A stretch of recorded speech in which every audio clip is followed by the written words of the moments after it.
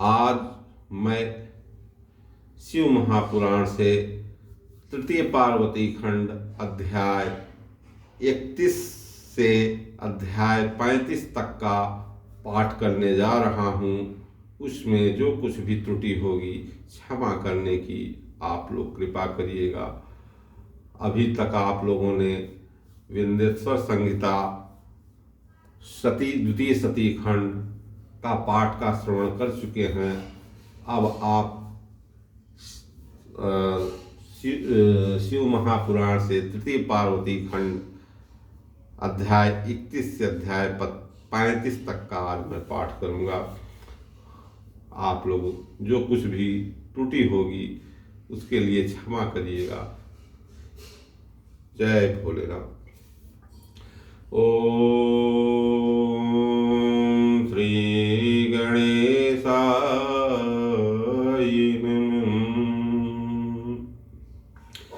गजाननं भूतगणाधिसेवितं कपित्थजम्बू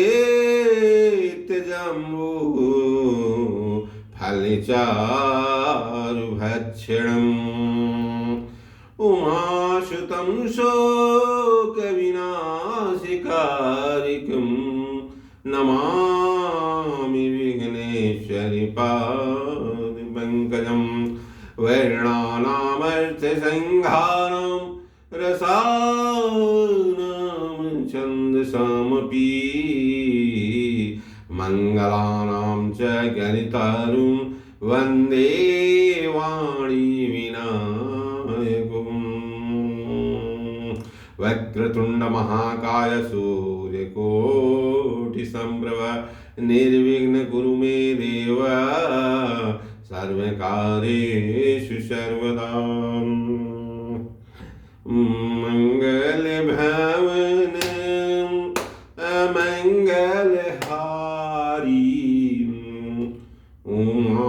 उमाशहिति जेहि जपत पुराण। मंगल भवन अमंगलहारी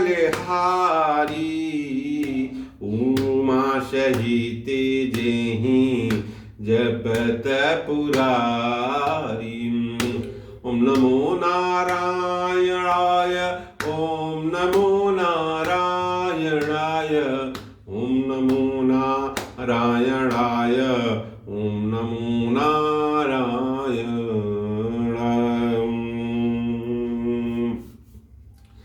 शरण में सदाशिव किम आए हुए हैं करुणाथ रक्षाम सताए हुए हैं।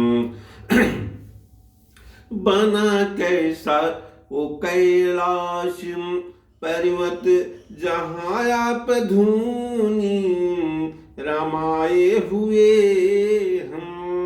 गेले पड़ी है वह नागों की माला उन्हीं का जनेऊ बनाए हुए हैं।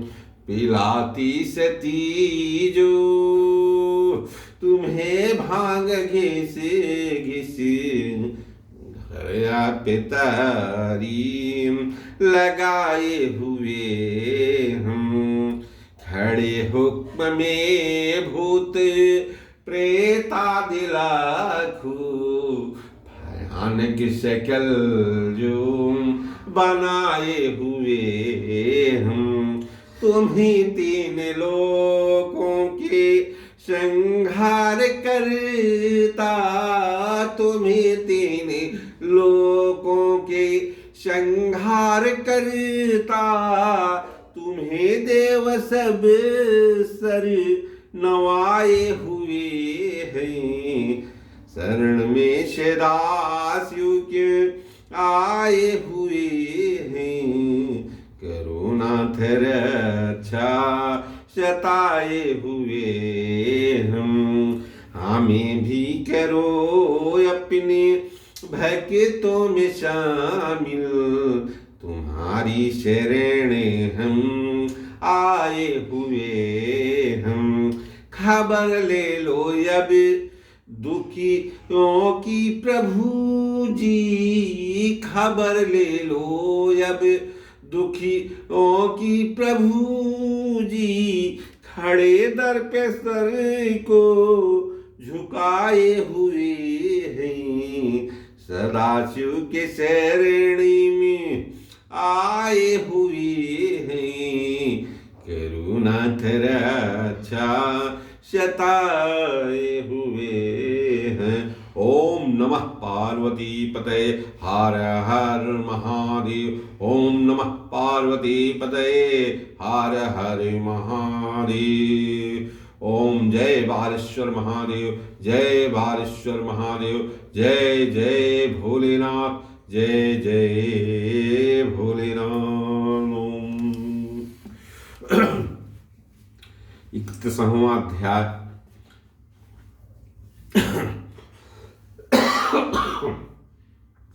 ब्राह्मण रूपधारी शंकर जी का पार्वती के लिए हिमालय के घर जाना। ब्रह्मा जी बोले, हे नारद, अब उनकी भक्ति पर इंद्रादिक देवताओं ने विचार किया।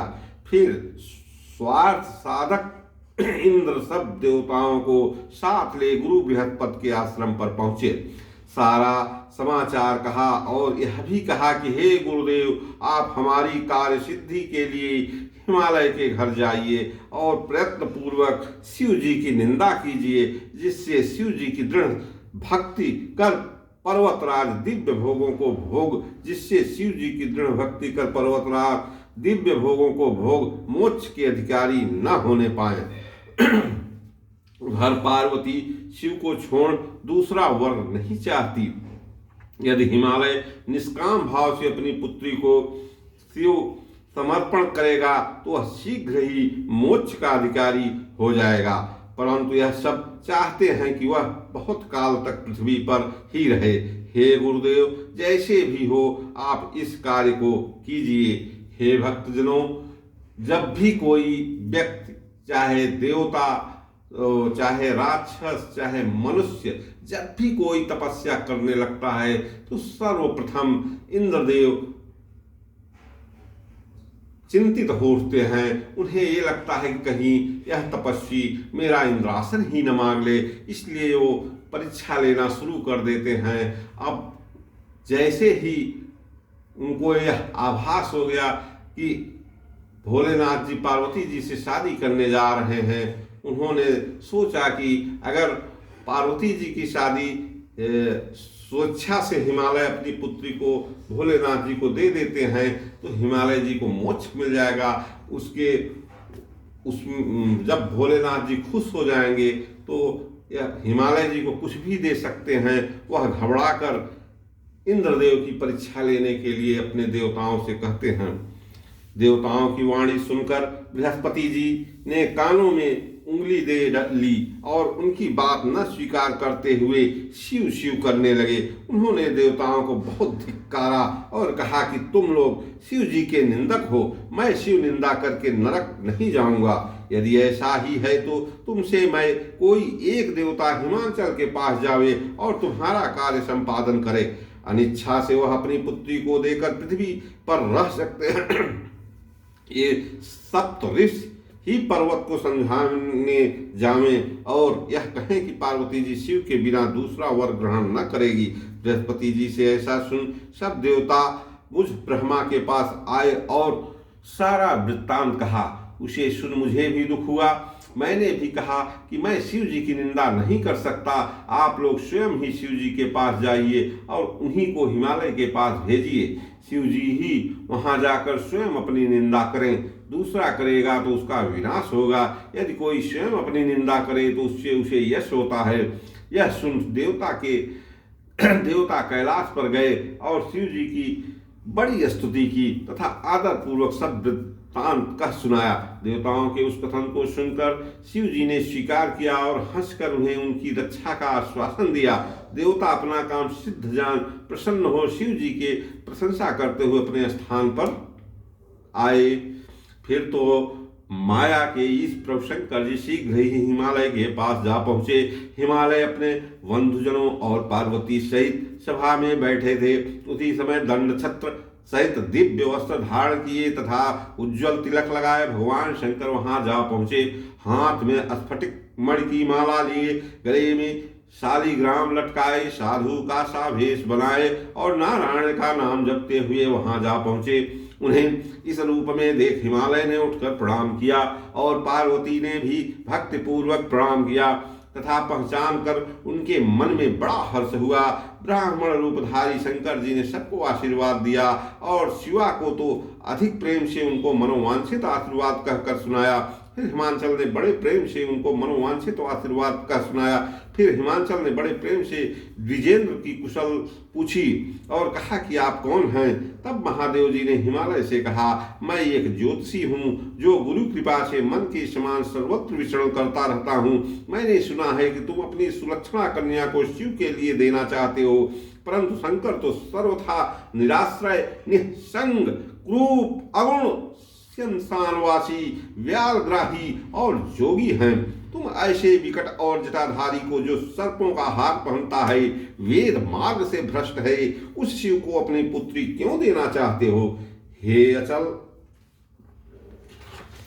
तुम्हारी यह बुद्धि तो सर्वदा मंगलदायक है। तुम नारायण के कुल में उत्पन्न होने वाले, क्षण भर विचार तो करो कि तुम्हारी यह पार्वती दान रूप कर्म पात्र के समान नहीं है। कोई भी विचारशील इस बात को सुनकर तुम्हारी निंदा ही करेगा। इस प्रकार और भी बहुत सी शिव निंदक बातें कह तथा हिमांचल द्वारा दिए हुए पदार्थों को खाकर अनेक लीला विशाल शंकर जी शांत भाव से अपने आश्रम को चले गए। इधर से शिव महापुराण तृतीय पार्वती खंड का 31वां अध्याय समाप्त हुआ। ओम नमः शिवाय। 32वां अध्याय सप्तर्षि आगमन। ब्रह्मा जी बोले, हे नारद, ब्राह्मण के वचनों से मैना के हृदय में बड़ा दुख हुआ। उनको नेत्रों में शोकाश्रु भर आए। वे महादुखी हो हिमालय के पास जाकर बोली, हे शैलेंद्र, मेरी बात सुनो। ब्राह्मण जो कह गया है उस पर विचार करने के लिए पार्वती को बुलाकर एक निश्चय कर लो। मैं बुरे रूप वाले शंकर को अपनी सुलक्षणा कन्या न दूंगी। यदि आप मेरी बात न मानेंगे तो निस्संदेह मैं मर जाऊंगी। अभी घर को छोड़ चली जाऊंगी अथवा विष खा लूंगी। मैं गले में रस्सी बांधकर किसी वन में चली जाऊंगी अथवा महासमुद्र में गिर जाऊंगी, परंतु शिव को कन्या न दूंगी। ऐसा कह शोक से रोती हुई मैना कोप भवन में चली गई और खाना पीना त्याग कर पृथ्वी पर लौट गई। हे तात, इसी समय विरह से व्याकुल भगवान शंकर ने सप्तर्षि ऋषियों का स्मरण किया। वे शीघ्र ही व्याकुल भगवान शंकर ये शीघ्र ही वहां आ गए। उनके पास साक्षात दूसरी सिद्ध रूपणी वशिष्ठ की पत्नी अरुंधति भी उनके साथ आई। उन्हें सूर्य के समान दीप्तिमान देख शिव जी ने अपना तप बंद कर दिया। सप्तऋषियों ने शिव जी के समक्ष खड़े हो उन्हें प्रणाम कर सप्रेम उनकी स्तुति की और पूछा कि हम सबों के लिए क्या आज्ञा है प्रभु। तब उनकी बात सुनकर लोकाचार के अनुसार महेश्वर शंभु उनसे यह रमणीक बात बोले कि हे ऋषियों, आप लोग तो सर्वथा ही हमारे पूज्य हैं। हमने केवल तुम्हारे ही लिए तुम्हारा स्मरण किया है। तुम जानते हो कि मेरा तो उपकारी स्वभाव है। इस समय दुरात्मा तारक से देवगण बड़े कष्ट में हैं। उधर उस दुष्ट को ब्रह्मा जी का वर प्राप्त है। अब मैं क्या करूं? इसके लिए मैं शिवा के साथ विवाह करना चाहता हूं, क्योंकि उसने मुनियों द्वारा भी दुष्कर ऐसा कठिन तप किया है। मुझे उनको अभिष्ट फल देना है। भक्तों को आनंद देना ही मेरा प्रण है। मैं भिक्षुक का रूप धारण कर हिमालय के घर गया और उनसे मैंने पार्वती को मांगा भी, क्योंकि मैं लीला विशारद हूँ। वे मुझे पर ब्रह्म समझ अपनी पुत्री देना भी चाहते हैं, परंतु जब ये मुझ पर अत्यंत अनुरक्त हो गए तो मैंने अपनी प्रगाढ़ भक्ति को उनके हृदय से अपनी निंदा कर हटा दिया, जिससे वे मेरी लीला से मोहित हो भक्तहीन हो गए हैं। अब वे अपनी कन्या मुझे नहीं देना चाहते, अतः अब तुम लोग हिमालय के घर जाकर उसे और उसकी पत्नी मैना को समझाकर पार्वती से मेरा विवाह कराओ। मैंने पार्वती को इसकी स्वीकृति भी दे दी है। देव कार्य की सिद्धि के लिए तुम हिमालय और मैना को समझाओ। शिव जी की इस आज्ञा के पालन में सप्त ऋषियों ने अपने को धन्य माना और वे महर्षि शिव को नमस्कार कर हिमालय के नगर को चले। मार्ग में कितने ही रम्य स्थानों को देखते हुए वे दिव्य अलकापुरी को पार कर हिमालय के घर आए। हिमालय ने सिर झुका हाथ जोड़ ऋषियों को प्रणाम कर उनकी बड़ी स्तुति की। फिर घर लाकर यथोचित पूजन कर कहा कि आज मेरा गृहस्थ आश्रम धन्य है। ऐसा कह भक्त पूर्वक सुंदर हसन दिया।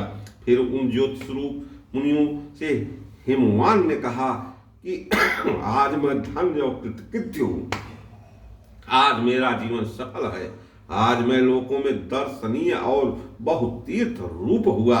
जो विष्णु रूप आप सब मेरे घर आए, कहिए मुझ सेवक के लिए क्या कार्य है जिसे कि करने से मेरा जन्म सफल हो। इतश्री शिव महापुराण तृतीय पार्वती खंड का 32वां अध्याय समाप्त हुआ। ओम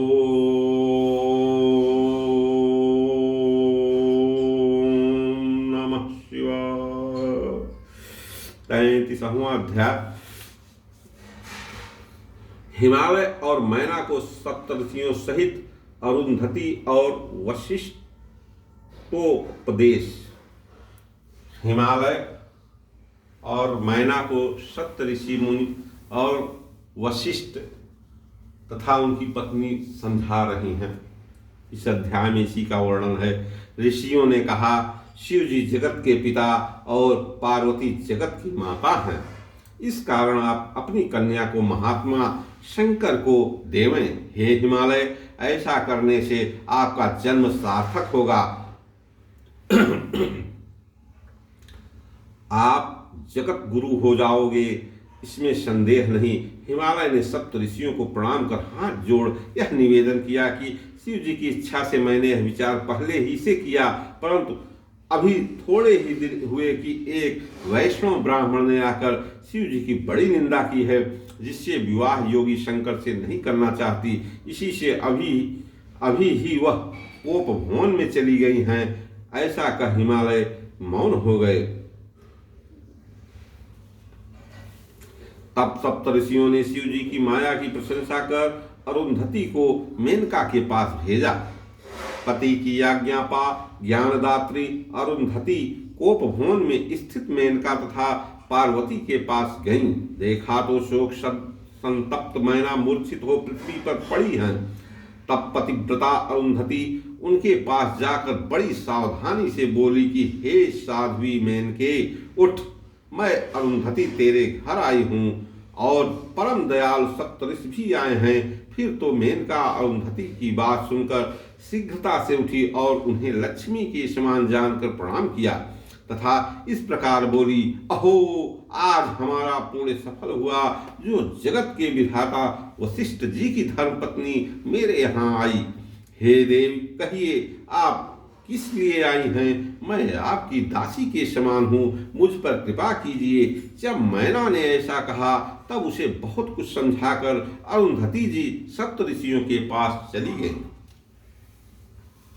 इधर सप्त ऋषि गण हिमालय को समझा रहे थे।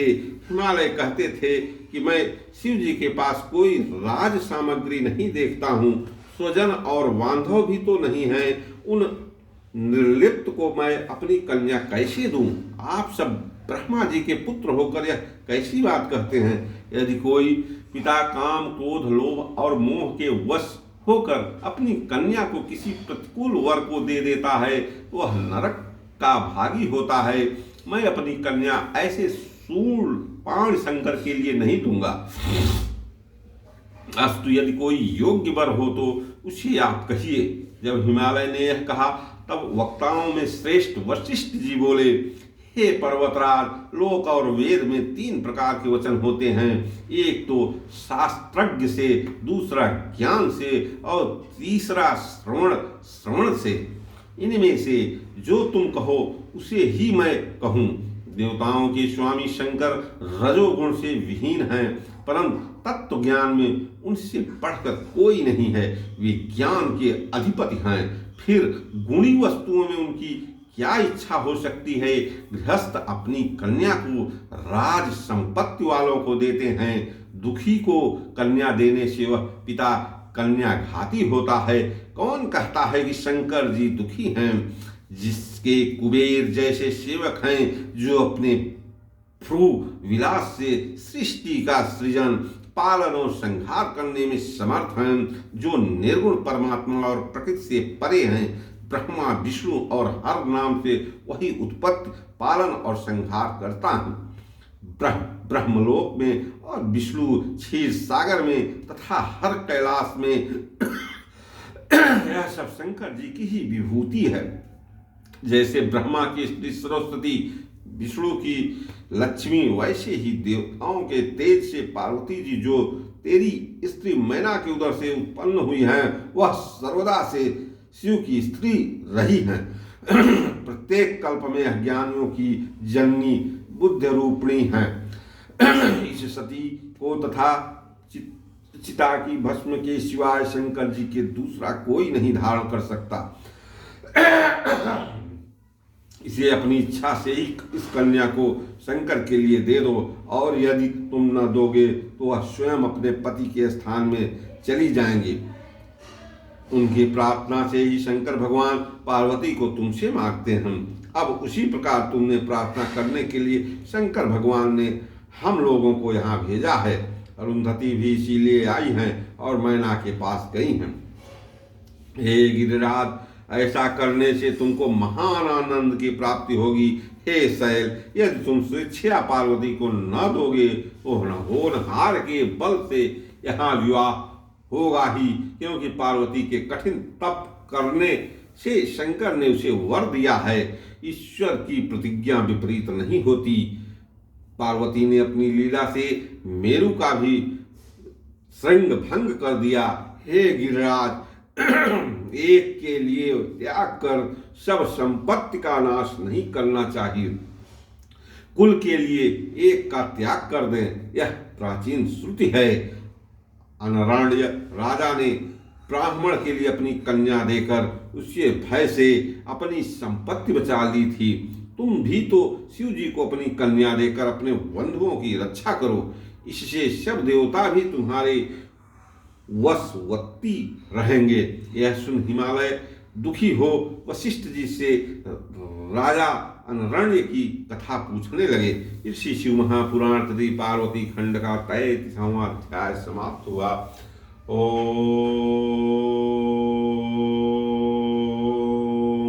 नमः शिवाय। 34वां अध्याय राजा अनरण्य की कथा। वशिष्ठ जी बोले, सावर्ण इंद्र वाले 14वें मनु के वंश में एक अनरण्य नामक राजा उत्पन्न हुआ था, जिसके पुत्र का नाम मंगलारण्य था, और जो बड़ा ही बली राजाओं में श्रेष्ठ 7 द्वीपों का राजा हुआ था। विशेषकर वह शिव जी का बड़ा भक्त था। उसने इंद्रत्व प्राप्त करने के लिए भृगु जी को अपना पुरोहित बनाया और सैकड़ों यज्ञ किए, परंतु इंद्रत्व को स्वीकार नहीं किया। उस राजा के 100 पुत्र हुए और लक्ष्मी स्वरूपा से उसे एक कन्या भी प्राप्त हुई। हे शैल, वह 100 पुत्रों में अपनी कन्या को अधिक प्यार करता था। उसकी प्राण प्रिया 50 रानियां थीं। जब वह कन्या बड़ी हुई तो उसके विवाह के लिए उसने उत्तम वर की खोज की और यत्र तत्र पत्र भी भेजा। इधर राजा अनरण्य की कन्या अपनी अनेक सखियों के साथ सरोवर में विहार करने लगी। एक समय पिप्पलाद ऋषि उसे देखकर काम से अत्यंत पीड़ित हो गए और उन्होंने उसे प्राप्त करना चाहा और दूसरों से पूछा कि यह किसकी कन्या है। उन्होंने बताया कि दूसरी लक्ष्मी के समान यह राजा अनरण्य की कन्या है और इसका नाम पद्मा है, तथा राजा इसके विवाह के लिए अन्यों से प्रार्थित हैं। यह सुन विप्लाद ऋषि को बड़ा क्षोभ हुआ और वे उसको प्राप्त करने के लिए और भी उत्सुक हुए। वे अपने इष्ट देव शंकर जी का पूजन कर कामवश वह कन्या को प्राप्त करने के लिए राजा अनरण की सभा में गए और राजा से कहा कि तुम अपनी इस कन्या को मुझे दे दो, अन्यथा मैं क्षण भर में मैं सबको भस्म कर दूंगा। राजा रोने लगे क्योंकि मुनि वृद्ध थे। रानी भी रोने लगी, उसे मूर्छा आ गई। राजा के सब पुत्र भी बहुत व्याकुल हुए, सारे संबंधी भी व्याकुल हुए। तब राजा के पुरोहित ने राजा के पास जाकर उसे बहुत समझाया और कहा कि हे राजन, तुम उत्तम बुद्धि का पालन करो। आज या वर्ष दिन में तुम किसी सुपात्र या दूसरे किसी को यह कन्या अवश्य ही दोगे। फिर हमारे जैसे सतपात्र ब्राह्मण और एक मुनि को ही क्यों नहीं देते हो? इसमें तुम्हारे संपत्ति की भी रक्षा हो जाएगी। फिर मैं तुम्हारे शरणागत हूँ। राजा रोने लगे, परंतु पुरोहित की बात उसके मन में बैठ गई और उसने अलंकार युक्त उस कन्या को मुनि के हवाले किया। पद्मा से विवाह कर मुनिराज अपने घर आए, परंतु वृद्ध ब्राह्मण को कन्या देने से जो राजा के मन में ग्लानि पैदा हुई तो वह घर बार छोड़कर तप करने के लिए वन में चला गया। राजा के चले जाने पर पुत्री और पति के शोक में उसकी पतिव्रता रानी ने अपने प्राण त्याग दिए। उसके पुत्र भृत्य तथा और भी कितने मनुष्य श्वास लेकर अपने प्राण विसर्जन कर दिए। चारों ओर शोक का साम्राज्य फैल गया। उधर राजा अनरण्य वन में जाकर शिव जी की तपस्या करता हुआ स्वर्गगामी हुआ। तब उसका ज्येष्ठ पुत्र कीर्तिमान राजा हुआ। इसलिए हे शैलराज, तुम भी अपनी कन्या को शिव जी के लिए देकर अपने कुल की रक्षा करो। श्री शिव महापुराण श्री पार्वती खंड का 14वां अध्याय समाप्त हुआ। ओम नमः शिवाय। ओम 35वां अध्याय पद्मा और पिप्लाद आख्यान। नारद जी बोले, हे तात, अनरण्य की सुता दान को सुनकर हिमालय ने क्या किया? अब आप इस चरित्र को मुझे सुनाइए। ब्रह्मा जी बोले, सुता दान सहित अनरण्य के उस चरित्र को सुनकर हिमालय वशिष्ठ जी से यह पूछने लगा कि हे कृपानिधे, हे मुनि शार्दुल, हे ब्रह्मा के पुत्र, हे वशिष्ठ जी, इसके पश्चात अनरण्य की पुत्री ने मुनि पिप्लाद के साथ क्या चरित्र किया? कृपा कर अब आप उस कथा को मुझे सुनाइए। वशिष्ठ जी कहने लगे, पिप्लाद मुनि अवस्था में तो वृद्ध थे ही। उन्होंने वन में जाकर लंपटता रहित जीवन व्यतीत करना आरंभ किया। अनरण्य की पुत्री उनकी उसी प्रकार सेवा करने लगी जिस प्रकार लक्ष्मी विष्णु की सेवा करती हैं। उसने मन कर्म वाणी से ऋषि की सेवा की। एक समय जब वह परम पद परायणा पद्मा मंदाकिनी स्नान करने गई थी तो नूतन अवस्था वाले धर्म ने उसे देखा, जो कि सब अलंकारों से युक्त अपने रथ पर बैठा हुआ कहीं जा रहा था। तब उस मुनि की स्त्री के अंतर्भाव को जानने के लिए उसने कहा कि हे राजाओं की योग्य मनोहारिणी युवती और युवती और कामनी जरातूर पिप्लाद की पत्नी होकर तुम कदाप शोभनीय नहीं हो। तुम मरणोन्मुख उस ब्राह्मण को छोड़कर मेरी पत्नी बनो। देखो मैं कितना सुंदर हूँ। मेरे साथ निर्जन वनों, रमणीक पर्वतों और नदी के तटादि रमणीय स्थलों में विहार कर अपना जन्म सार्थक करो। वशिष्ठ जी कहते हैं, जब ऐसा कह कर धर्म रथ से उतरकर उसका हाथ पकड़ने चला तो उस पतिव्रता ने कहा, ए नराधम, दूर हो जा, तू बड़ा पापिष्ट है। यदि फिर तूने मुझे काम दृष्टि से देखा तो शीघ्र ही भस्म हो जाएगा। मैं तप से श्रेष्ठ उस पिप्लाद मुनि को क्यों छोड़ूंगी? तेरी तरह वे रथ लंपट तो नहीं है। स्त्री के वशीभूत रहने वाला तो पापी है। जो मनुष्य स्त्री के वशीभूत है वह कितना भी सदाचारी हो तो भी निंदनीय है। उसके तप से क्या, पूजा से क्या, उसकी विद्या और दान सब कुछ व्यर्थ है। मैं तो तेरी माता के समान हूँ, फिर भी यदि तू मुझे स्त्री के समान समझता है तो मैं तुझे साफ देती हूँ कि तू शीघ्र ही नष्ट हो जावे। वशिष्ठ जी कहते हैं कि उस सती के शाप से धर्म थर थर कांपने लगा। उसने अपना सभी वेश त्याग कर ऋषि पत्नी से कहा, हे माता, आप मुझे क्षमा कीजिए। मैं तो पराई स्त्री को सर्वदा माता के समान ही समझने वाला धर्म हूँ। यह तो मैं तुम्हारी परीक्षा ले रहा था, किंतु मैं सब जानता हूँ। ब्रह्मा जी की आज्ञा से मैंने तुम्हारी यह परीक्षा ली है। ऐसी बहुत सी बातें करते हुए जगत गुरु धर्म उसके आगे खड़ा हो गया तथा उसके पाद व्रत से प्रसन्न हो कुछ न बोला। तब उस धर्म जानकर पिपलादी भार्या ने आश्चर्यित हो कहा, जब तुम सब प्राणियों के सब कर्मों के साक्षी हो तो फिर मेरा मन जानने के लिए तुमने ऐसा क्यों किया? फिर मुझे ऐसा कहने से भी क्यों रोकते हो? हे ब्राह्मण, मुझे खेद है कि मैंने तुम्हें स्त्री स्वभाव से ऐसा शापित किया, परंतु अब क्या करूं? सतियों का शाप नष्ट भी तो नहीं होता। यदि तुम नष्ट हो जाओगे तो सारी सृष्टि भी नष्ट हो जाएगी, परंतु यह भी तो मैं व्यर्थ ही बोल रही हूँ, क्योंकि तुम्हारा यूं ही त्रेता में एक पैर नष्ट हो जाता है, द्वापर में 2, कलयुग में 3 और कल के अंत में 4 पैर नष्ट हो जाते हैं तथा फिर सतयुग में पूरे हो जाते हैं। इस प्रकार तुम सतयुग में तो सर्वव्यापक और दूसरे युगों में कहीं कहीं व्यापक रहोगे तथा इसी प्रकार युग व्यवस्था क्रम से ही हो जाएगी। मेरा यह वचन तुमको सुखदायक हो। अब तुम अपने आश्रम को जाओ, मैं भी अपने पति की सेवा में जाती हूँ।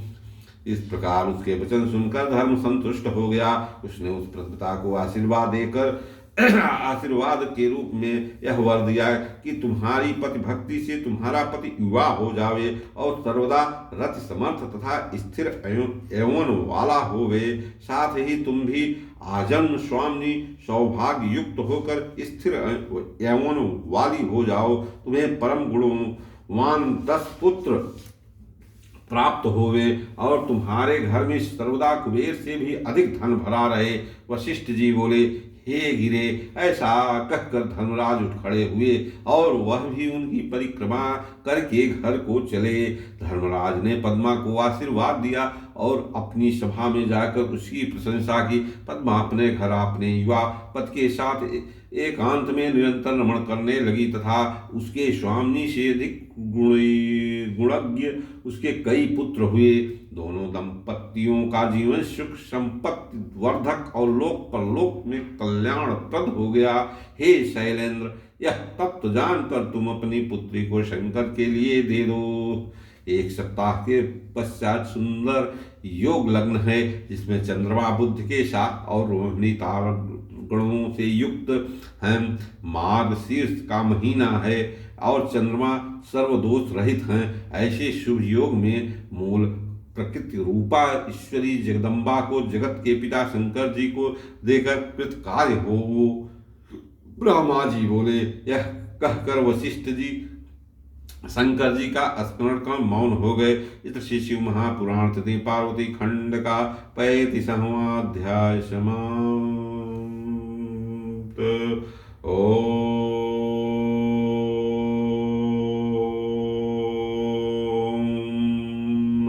शिवाय।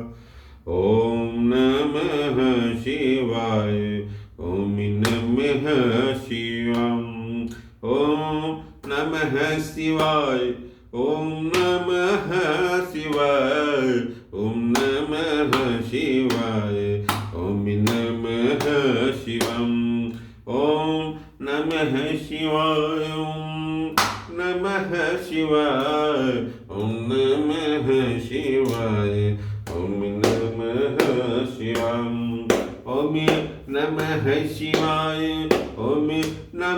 शिवाय। नमः शिवाय। ओम नमः शिवम। ओम नमः शिवाय। ओम नमः शिवाय। ओम नमः शिवाय। ओम नमः शिवाय। ओम नमः शिवाय। ओम नमः शिवाय। ओम नमः शिवाय। ओम नमः शिवाय। ओम नमः शिवाय। ओम नमः शिवाय, ओम नमः शिवाय, ओम नमः शिवाय। अब हे भक्तजनों, अब आरती आप लोग ग्रहण करें। ओम नमः शिवाय, ओम नमः शिवाय, ओम नमः शिवाय, नमः शिवाय, नमः शिवाय, ओम नमः शिवाय। ओम जय भीम। आरती की जय श्री शिव महापुराण की, आरती की जय श्री शिव महापुराण की, आरती की जय महापुराण की। ओम